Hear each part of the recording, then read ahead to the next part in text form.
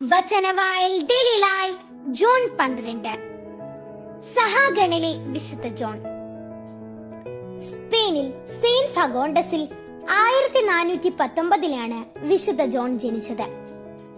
വളരെ ചെറുപ്രായത്തിൽ തന്നെ ആസ്തപ്പാട് പട്ടം കിട്ടിയ ജോണിന് ആദായമുള്ള വൈദിക സ്ഥാനങ്ങൾ സിദ്ധിച്ചു.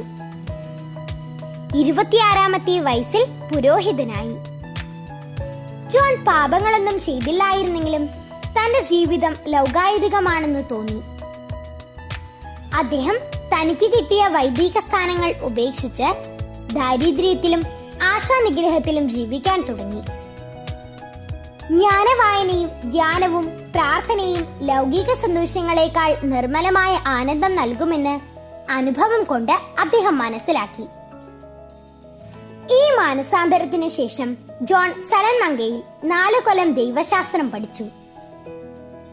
അനന്തരം കുറെ കാലം തീക്ഷ്ണതയോടെ വൈദിക വൃത്തി ചെയ്തു. അവസാനം 1463 അദ്ദേഹം അഗൂസ്തീനിയൻ സഭയിൽ ചേർന്നു. എളിമയിലും അനുസരണത്തിലും ആശാനിഗ്രഹത്തിലും അദ്ദേഹം സകലരെയും അതിശയിപ്പിച്ചിരുന്നു.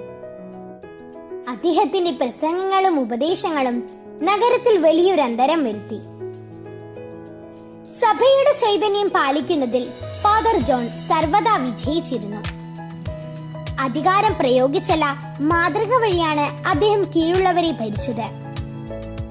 എല്ലാവർക്കും അദ്ദേഹത്തിന്റെ വിശുദ്ധിയെപ്പറ്റി നല്ല മതിപ്പുണ്ടായിരുന്നത് കൊണ്ട് ആരും അദ്ദേഹത്തിന്റെ ഉപദേശങ്ങളും നിർദ്ദേശങ്ങളും അവഗണിച്ചിരുന്നില്ല.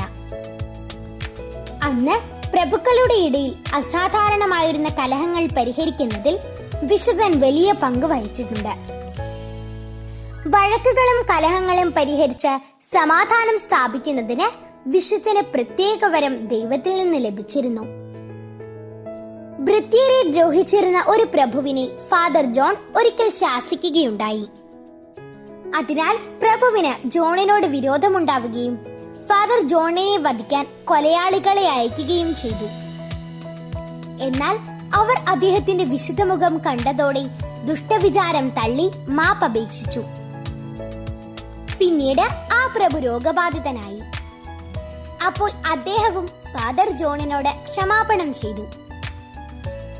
വേറൊരിക്കൽ ഒരു പാപിയെ മാനസാന്തരപ്പെടുത്തിയപ്പോൾ പാപിയുടെ ജീവിത പങ്കാളിയായ സ്ത്രീ ഫാദർ ജോണിന് വിഷം കൊടുത്തു. മാസങ്ങളോളം കഠിനമായ വേദന അനുഭവിച്ച് 1479 ജൂൺ 11 ഫാദർ ജോൺ മരിച്ചു.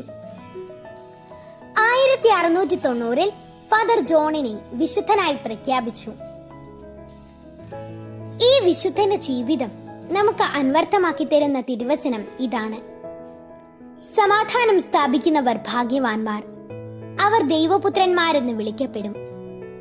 വിശുദ്ധ മത്തായിയുടെ സുവിശേഷം 5-ാം അധ്യായം 9-ാം വാക്യം. വിചിന്തനം. ധ്യാനമാണ് ആത്മാവിന്റെ നേത്രം. അത് ആത്മാവിൽ സത്യവും പ്രകാശവും വീശുന്നു. ആകയാൽ ഏകാഗ്രമായി ചിന്തിച്ച് സമാധാനത്തിൽ ജീവിക്കുക. നമുക്ക് പ്രാർത്ഥിക്കാം. സുവിശേഷ പ്രഘോഷണത്തിലൂടെയും മാതൃകാ ജീവിതത്തിലൂടെയും അനേകരെ മാനസാന്തരത്തിലേക്ക് നയിക്കുകയും ദൈവത്തിങ്കലേക്ക് അടുപ്പിക്കുകയും ചെയ്ത വിശുദ്ധ ജോണെ, ഞങ്ങളെയും വിശുദ്ധ ജീവിതം നയിക്കുവാൻ പ്രാപ്തരാക്കണമേ. ആമേൻ.